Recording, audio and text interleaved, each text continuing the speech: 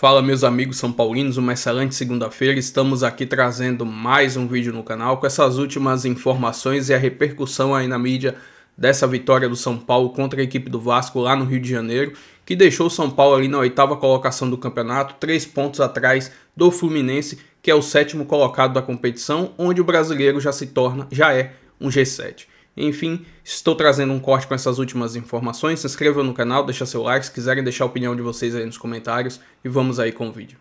É mandante, mas não joga em casa. Você não joga em casa na reta final do campeonato. O São Paulo... E ainda sai da cidade, né? Assim, você desloca, porque aqui não tem, né? Exato. Porque aí o que aconteceu? Um a gente pode até entrar nesse assunto depois na sequência para comentar. Mas, o Vlad, primeiro, essa questão do São Paulo, né? Conquistou uma vitória importantíssima ontem. Talvez até surpreendente, mas agora é fazendo as contas até o final do campeonato também. Exatamente, Bruno. Um grande abraço para você, para o Jailson, para a Mari, para os fãs de esportes. O São Paulo se colocou na briga por uma vaga na Libertadores. Venceu o Vasco fora de casa, algo que não acontecia pelo Campeonato Brasileiro há 12 anos. O São Paulo também conseguiu emendar uma sequência de 2 vitórias consecutivas, algo que também não acontecia desde junho. Há muito tempo a equipe tricolor não conseguia essa façanha. O técnico Hernan Crespo conseguiu isso. Um dos fatores mais importantes dessa vitória também foi o Luiz Gustavo. Voltou a marcar, fez um gol depois de muito tempo com a camisa do São Paulo. Ele ficou 5 meses afastado dos gramados por causa de uma tromboembolia pulmonar. Voltou a jogar e ontem também foi decisivo nessa partida. Inclusive, depois do jogo, ele desabafou bastante a respeito dessa situação e também cobrou uma melhor organização do São Paulo para o ano que vem. E agora vamos ouvir então alguns personagens dessa partida, incluindo o Lucas Moura, que fez o gol, e o técnico Hernan Crespo, falando a respeito dessa vitória que foi muito importante e pode mudar até mesmo a perspectiva do São Paulo no campeonato. Também a gente tinha que aprender a sofrer. A gente sofreu muito, correu muito, acreditou, tentou de fazer gols. Claramente eles tiveram oportunidades, São Paulo também, mas acho que o espírito do grupo de saber sofrer. Eu acho que a gente tem corrido um pouco mais, a gente tem se entregado um pouco mais, a gente tem suportado às vezes na defesa ali, muitas vezes, passar ali por momentos que a gente vai ter que defender realmente e vai ter que saber sofrer e também nas nossas oportunidades a gente criar e poder matar o jogo. Hoje, sem dúvida, um jogo de muita entrega, né? E a gente sabia que ia ser assim, né? Uma equipe que está num momento muito bom e que tem um jogo de muita movimentação, muita posse de bola. Então isso demanda muita atenção do nosso time e muita entrega. Correr bastante, se entregar bastante na marcação, todo mundo se ajudar. E foi o que a gente fez. O São Paulo, que agora se prepara para enfrentar o Flamengo na Vila Belmiro, não vai ter o Enzo Dias e também o Alan Franco, que receberam o 3º cartão amarelo, estão suspensos. Na defesa, Rafael Tolói e Sabino brigam por uma vaga e o Patrick Lanza pode ser o lateral titular na vaga do Enzo. Lembrando que o São Paulo terá a volta do Luciano e também do Mike, que cumpriram suspensão automática justamente contra o Vasco na rodada anterior. Boa, Vlad, obrigado, viu? A gente está vendo os números de Coutinho e Lucas Moura, e vamos falar bastante dos dois, né? O Coutinho ficou 83 minutos em campo, o Lucas 66, o Lucas fez um gol, o Coutinho finalizou 3 vezes. Ações com a bola, nosso Coutinho bem mais, né? Quase 70, ações na área rival 3-2, duelos vencidos 2 e 4. A gente, antes de chamar o Vlad, estava na conversa ali do... O Jair estava revoltado e o São Paulino está revoltado com a história do Morumbi, né? Me desculpa, mas me revolta mesmo, cara. Eu acho inaceitável. Você tem um estádio de futebol e na reta final do campeonato você não pode jogar no seu estádio, pô. Mas, pô, em outubro e novembro, sei lá, não sei como é que é o esquema aí. A questão financeira é óbvio. Mas aí é óbvio, isso daí é óbvio. Longos, né? Mas aí vai marcar show em dezembro, pô. Marcar show em dezembro. Que eu concordo com você, mas a questão é a seguinte: quem marca o show não é o clube. Eu tô ligado, eu sei tudo. A gente acaba sabendo de todo o entorno, né? Que, enfim, tem lá a questão lá com o Morumbis e tal, mas vai ter que marcar o show, é a verba e tal, blá, blá, blá, pro clube. Só que a gente tá em outubro, é um estádio de futebol e os caras não podem jogar em casa. E aí prejudica o time na reta final. Exato. E isso vale uma vaga na Libertadores. Poderia valer o título. Se a semifinal da Libertadores fosse São Paulo e River, o São Paulo não teria jogado no Morumbi. Então, agora, isso daí cai naquela de, às vezes até o próprio clube morder a língua, que era assim, não aluga o estádio e tal. Mas aí você fecha um contrato com uma empresa que tem os shows e, meu amigo, você está precisando de dinheiro. E aí você aluga. E isso não é o São Paulo, isso é qualquer clube do Brasil. Qualquer clube do Brasil colocaria essa questão financeira à frente, qualquer clube, porque todos os clubes estão devendo tudo. E tem sido essa tendência, né? Os clubes, enfim, que pensam em ou criar um estádio, ou reformar, ou enfim... É a realidade de hoje, é você tentar transformar isso numa fonte de renda mesmo, assim, para receber eventos. A gente pode discordar, mas os clubes, eles levantam a bandeira contra, mas todos abririam negociação para isso, porque todos precisam de dinheiro. Claro que sim. Então... E aí o São Paulo mesmo, né? Aí ele levantou a bandeira, e é um direito deles, tal, contra o gramado sintético. Se ele não tivesse levantado essa bandeira, hoje ele poderia jogar no Allianz, ele poderia jogar no Pacaembu, ele poderia jogar em Barueri. Mas por conta disso, ele vai jogar um jogo contra o Flamengo para quantas pessoas? 10 mil? Além de você deslocar, ele vai perder dinheiro. E além de você deslocar essa galera, né? Assim, porque a gente tá falando de outra cidade, né? A gente tá falando de... Assim, você não tá jogando ali dentro do seu, entre aspas, território, né? Se você, de fato, fosse pensar no torcedor. Ó, torcedor, a gente vai tirar daqui, mas a gente vai colocar aqui, tá? Assim, a gente vai te ajudar, a gente vai facilitar, enfim, a logística, né? Mas é isso, eu também acho bem lamentável. O São Paulo também alega que essa mudança no calendário prejudicou, porque inicialmente o calendário tinha outras datas, né? Esse ponto que eu ia chegar. Então isso também é verdade, né? Lá atrás você planeja, você aceita os acordos, tal, tem a mudança no calendário, prejudica e também, né? É um agravante também, Jailson. Era o ponto que eu ia chegar, assim, de até ingenuidade minha e falta de conhecimento também em relação a marcar show quando o teu time vai jogar fora de casa. O calendário tá lá do início do ano, né? Isso. Lá as rodadas e tal. Então, o mínimo que você pensa tá bom, pode marcar tal show, desde que o time jogue fora de casa e eu consiga ali 2, 3 dias, sei lá, seja lá para recuperar o gramado, ou não sei como é que... Pra montar e desmontar, para ver o que é possível de ser feito também, por conta do gramado natural. Enfim, e aí você vê o que você consegue fazer para você conseguir atuar dentro de casa. Mas tudo bem, teve alteração do calendário, talvez, né? Isso daí tenha impactado diretamente essa questão do São Paulo, algo até que, enfim, eu não tinha nem parado para pensar nessa questão da alteração, mas mesmo assim... Mesmo assim me incomoda o fato do São Paulo ter que estar jogando aí em casa, fora de casa. O Jailson, até... não é a primeira vez também. Até a questão do gramado sintético não é por conceito, é por falta de demanda. O clube que hoje tiver oportunidade de fazer show em seu estádio, ele vai fazer. E se ele tiver uma parceira que vai bancar uma reforma do estádio, que vai exigir ali colocar um gramado sintético, ele vai colocar. A gente pode ser contra, a gente pode não gostar. Mas os clubes, eles estão dependendo disso. Você acha que se reformar a Vila Belmiro e puser um teto na Vila Belmiro e a empresa que quer fazer show em Santos não vai... não pergunta ao torcedor sobre isso, né? Como é que é, Rafa? Ninguém pergunta ao torcedor o que ele acha, né? Essa que é a discussão. Mas aí é o último a saber. Isso... Mas o torcedor... a gente vai discutir aqui, vai ter gente que vai ser a favor, vai ter gente que vai ser contra, é normal, da liturgia democrática do mundo. Agora, alguém pergunta ao consumidor, alguém chama o torcedor do São Paulo, reúne, faz uma assembleia, um fórum e pergunta, vem cá, você acha legal? Não. Você topa essa situação? Olha só, de um lado, o risco esportivo, porque existe. O risco esportivo de não jogar no Morumbi existe, para mandar jogo em outro estado que não seja o seu. O risco esportivo de um lado é um balão, e no outro balão aqui tem a questão do financeiro, o gargalo é esse, estamos devendo X milhões, com esses shows vamos amortizar X% da dívida, e aí, que balão você estoura? Ninguém pergunta ao torcedor. As pessoas que tomam decisões não consultam o consumidor, e aí fica sempre essa questão, eu quero isso, eu quero aquilo, mas não se chega a um consenso do que efetivamente é o melhor para a instituição, porque o principal ativo dela, que é o torcedor, não participa disso. São 2 vitórias consecutivas, sem tomar gols. E agora mostra que o São Paulo tá vivo, né? Porque parecia assim, meio sem objetivo no ano. Vou trazer o Edgar Alencar, que tá lá na porta do CT do São Paulo, para falar mais dessa... Como é que tá o clima por aí, meu amigo? Porque a sensação era essa, né? Que o ano meio que já tinha acabado pro São Paulo. E, de repente, eu acho que essas 2 vitórias colocam um clube numa nova perspectiva na tabela de classificação, né? É isso, minha amiga. Boa tarde para você, para todo mundo acompanhando a gente aqui no Taon. Quando a gente conversava com torcedores aqui, não precisa nem voltar muito no tempo, né, Joana? O jogo contra o Mirassol, dia 19 de outubro, então 19 e 20, uma vitória em 8 jogos, então era aquela coisa, eliminado da Libertadores, despencando no Campeonato Brasileiro, sem o seu estádio na reta final do Campeonato Brasileiro, alugado para shows. Então a gente ouvia muito aqui do torcedor, né? Acabou o ano, vamos tentar fazer 45, tá tudo ótimo.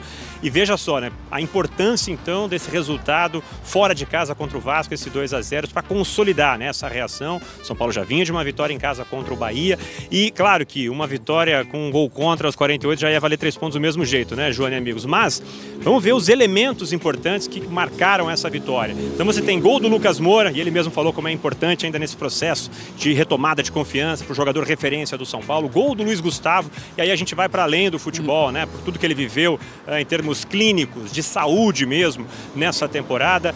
Rafael, mais uma partida importante, você reforçou a baliza 0, um goleiro entregando mais uma vez uma grande atuação. Marcos Antônio, né, outra boa partida, aos olhos do Carlo Ancelotti, né, que estava lá em São Januário, viu de pertinho, jogador que está na pré-lista, a gente vai ver daqui a pouquinho, né, se vai ser confirmado ou não a convocação do Marcos Antônio. Então, elementos muito importantes. E o Hernan Crespo falando na entrevista coletiva, como é um momento importante de acreditar, de passar confiança para o São Paulo, que conseguiu competir fora de casa, soube sofrer, teve menos posse de bola. O Vasco chutou 24 vezes a gol, São Paulo só 11, mas o São Paulo conseguiu resistir, conquistar o seu resultado e agora olha realmente para esse G7, né? Ultrapassou o Vasco, agora o Fluminense está só a 3 pontos, o Fluminense também tropeçou na rodada, então são elementos agora que mudam toda essa fase que a gente falou aqui de desânimo, de vem 45 e vem feliz 2026. Então agora é um outro momento, vamos projetar então esse jogo de quarta-feira, né? Contra o Flamengo, claro que tem muito a ver com a briga pelo título lá em cima entre Flamengo e Palmeiras, mas pro São Paulo, os objetivos do São Paulo.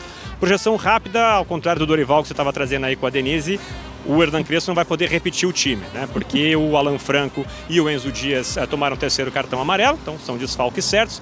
Na defesa tem opções, Tolói pode voltar, tem o Sabino que jogou bem ontem. Já na esquerda, vamos lembrar que o Wendel está machucado, não deve mais jogar nessa temporada, então pode ser mais uma oportunidade para o Patrick Lanza, 22 anos, pode fazer o seu 5º jogo nesse campeonato brasileiro. E tem retornos importantes também, né, Joana? O Mike volta a ser opção para lateral, o Luciano, camisa 10, está de volta. Então é um São Paulo que vem para esse jogo na Vila Belmiro, reforçar contra o Flamengo, jogo importante com astral renovado. Pois é, lembrando que essa foi a 5ª vitória do São Paulo fora de casa. São Paulo já teve dificuldades maiores, teve acho que 2023 só venceu fora de casa na última rodada, então é um resultado ainda mais importante. E aí, fazendo uma piada com a situação, já que o São Paulo não vai mais jogar em casa, né, meu amigo? É mandante, mas vai jogar até o final, fora de casa, na Vila Belmiro, então, seus próximos compromissos, por causa da sequência de shows e também a mudança do calendário que impactou isso para o São Paulo também, né? A mudança da Copa do Brasil com o calendário do Campeonato Brasileiro. Mas uma sequência importante que dá uma motivação, motivação importante aí para o torcedor e para o time do São Paulo também, meu amigo. Muito obrigada pela sua participação. Cicinho, dá para falar que foi um resultado surpreendente pela boa fase do Vasco e o São Paulo, que já tinha vencido o Bahia, um time muito bem colocado na tabela, agora ganha do Vasco. E se o Corinthians olha para a Libertadores, o São Paulo faz a mesma coisa em relação à pré-Libertadores. Não, sem sombra de dúvida, Renata, dá sim. E o São Paulo é acostumado com Libertadores. Pro Ronaldo é novidade, mas assim... vocês vão passear sempre lá. Não, é legal, não. Legal, mas assim, foi surpreendente, Renata, até porque o Vasco fez realmente, como o Diniz falou, um bom primeiro tempo. É que o São Paulo teve aí a felicidade da noite iluminada do Rafael. O sistema defensivo do São Paulo segurou bem e o mais importante, o São Paulo soube marcar dessa vez o Felipe Coutinho, coisa que não aconteceu aqui no jogo do primeiro turno. Então o São Paulo foi surpreendido pelo Vasco aqui, porque foi uma noite mágica do Felipe Coutinho chamando a responsabilidade e lá ele já não teve tanto espaço. E nas oportunidades que criaram o São Paulo achou um pênalti, né, que foi pênalti na minha opinião. Achou? Então não foi. Não, porque assim, foi infelicidade e imaturidade do Paulo Henrique, que não pode fazer com o VAR. Estava sendo observado pelo Ancelotti lá. Exatamente, você segurar da maneira que segurou o Arboleda, então isso daí tem que marcar pro VAR chamar. Assim, tem que marcar assim, então. Não, e marcou, o VAR foi muito bem e o árbitro também acatando a decisão do VAR. Então se tornou um resultado surpreendente pelo que o São Paulo sofreu e depois criou oportunidade, poderia ter feito 3, 4, né? O Rigoni perdeu 2 chances claras de gol, então foi um grande jogo do São Paulo. Edu Dracena, para você o São Paulo vai para a pré-Libertadores ou ainda tem que mostrar algo mais? Porque na próxima rodada enfrenta na Vila Belmiro o Flamengo, o vice-líder. Espero que possa fazer vitória, né, Renata? Porque a gente vê um São Paulo... Quem diria vocês dois juntinhos, hein? Esse ser. Amizade. Mas aí, Renata, a questão é assim, o São Paulo oscilou muito e vem de várias derrotas seguidas, né? E agora consegue 2 vitórias seguidas e isso acaba também dando confiança mais para os jogadores. E o que eu vi ontem, o São Paulo pelo menos competiu. O São Paulo brigou. Então, coisa que não vinha acontecendo nos jogos anteriores. E por isso foi merecedor do resultado. Apesar que o Vasco jogou melhor sim no primeiro tempo, eu também analisei isso. E aí um pênalti que aí acaba te jogando toda aquela confiança que o Vasco estava jogando em casa para baixo. Mas mesmo assim pressionou. E o São Paulo, jogando com inteligência, marcou muito bem, saiu no contra-ataque, poderia ter feito mais gols. Agora, tomara que o São Paulo possa fazer a lição de casa na Vila Belmiro, possa vencer o jogo do Flamengo. Rona, o Vasco do Diniz tem sido muito elogiado, o Ryan, o PH, o Léo Jardim, a defesa ficou muito bem posicionada com o Cuesta e com o Robert Renan, meio campo tem a condução também ali do Felipe Coutinho, se aproximando do ataque, enfim, um time que melhorou muito no segundo semestre, por isso eu acho que valoriza mais ainda a vitória do São Paulo no Rio de Janeiro, em São Januário. O São Paulo não era favorito para a partida e consolidou um bom resultado. Isso, essa defesa, dá uma olhada nessa defesa desse menino que está pegando esse menino agora. O São Paulo aproveitou a oportunidade, porque o Vasco, quando está jogando em casa e esse gol sai logo no início, o Vasco atropela quem vai jogar lá. Faz o primeiro rapidinho, depois o segundo, porque o Diniz é um time dinâmico, um time que vai. E quando não consegue fazer o gol, aí sucumbe um pouco na defesa, que a defesa está sempre exposta. Eu acho que é um dos grandes erros do Diniz, quando ele deixa a defesa exposta, ou quando começa a sair aquela bola ali toda mascada, para tentar chegar até... O Vasco vinha de 4 vitórias seguidas. Então, dá bico na bola. Quando o jogo é assim, difícil de truncar, de pegar, a bola não está entrando no gol lá, no nosso... Então tem que fechar bonitinho. E o Diniz não, o Diniz fala, ó, pode continuar na mesma pegada. Mas tá de parabéns. Como o Cicinho fez, falando do Corinthians, falando de parabéns ao São Paulo também. Mas uma pena, hein? Esse programa tá muito sociável, Agora eu vou dar uma espetadinha, solta legal, uma espetadinha. Tá muito jogo aberto friendly. Agora a espetadinha. Não jogar em casa no Morumbi, o que tá acontecendo, Bibeiro? Você tem casa pra jogar. Show. Tem show. Trocou o campeonato. É uma boa fonte de renda pra pagar as dívidas. Precisa mas então paga, porque Transferban já passou por lá. Agora, não jogar em casa no momento crucial do campeonato? Boa, hein? Aí, para. Isso daí vai jogar com o Flamengo lá na Vila? Que é o quê? Isso é um ponto. Então pula 3 ondinhas lá para ver se dá sorte. Isso é um ponto que o torcedor são paulino está reclamando exatamente a questão da organização. Organização, né? Então, na verdade, assim. Quando o Abel Ferreira briga que não quer jogos na Arena Barueri, vocês acham normal? Não, normal não é. Normal não é. Porque ele só reclama. Porque o Allianz Parque São Jorge... Engraçado, né? Como muda. Porque o Allianz Parque São Jorge também tem show do Corinthians e do Sandy Júnior lá também. E vou trazer aqui agora mais algumas informações do Flamengo, que é o adversário do São Paulo nesta quarta-feira, às 21h30, em partida que vai ser disputada lá na Vila Belmiro. Estou trazendo aqui a classificação atualizada do Brasileiro. O Flamengo é o vice-líder do campeonato. 30 partidas, 64 pontos, 1 ponto atrás do Palmeiras. Já o São Paulo, oitavo colocado, 31 jogos, 44 pontos. Está a 3 pontos do Fluminense, que é a primeira equipe ali do G7 do Campeonato Brasileiro, até porque Palmeiras e Flamengo, como vão fazer a decisão da Libertadores, abriu ali mais uma vaga para a Libertadores do ano que vem. Estou trazendo um corte aqui dos últimos 5 jogos da equipe do Flamengo, e aí tá Libertadores e Campeonato Brasileiro, são 3 vitórias, 1 empate e 1 derrota. O último jogo deles pelo Campeonato Brasileiro foi no final de semana contra a equipe do Sport lá no Maracanã, onde venceram a partida pelo placar de 3-0. Estou trazendo um corte aqui dos últimos 5 jogos entre São Paulo e Flamengo, são 2 vitórias do Tricolor, 2 vitórias do Flamengo e 1 empate. No primeiro turno do Campeonato Brasileiro, em partida que foi disputada lá no Maracanã, o Flamengo venceu o São Paulo pelo placar de 2-0, inclusive foi a estreia de Crespo no comando técnico do São Paulo. Enfim, jogo muito difícil contra a equipe do Flamengo, que vem brigando pelo título brasileiro, mas se o São Paulo quer estar na Libertadores da próxima temporada, não tem desculpa, vai ter que jogar lá em Santos, fora de casa, vamos ser sinceros, esse jogo era para ser no Morumbi. Não sei se estaria lotado, mas com certeza o torcedor são paulino vindo nessa sequência de 2 vitórias consecutivas, se aproximando ali do G7 do Campeonato Brasileiro, ia ter um bom público. Mas enfim, Casares definiu que será assim até o final da temporada, agora é lutar e tentar se classificar para essa Libertadores da próxima temporada. Se inscreva no canal, deixa seu like, se quiserem deixar a opinião de vocês aí nos comentários e até o próximo vídeo. Vamos São Paulo!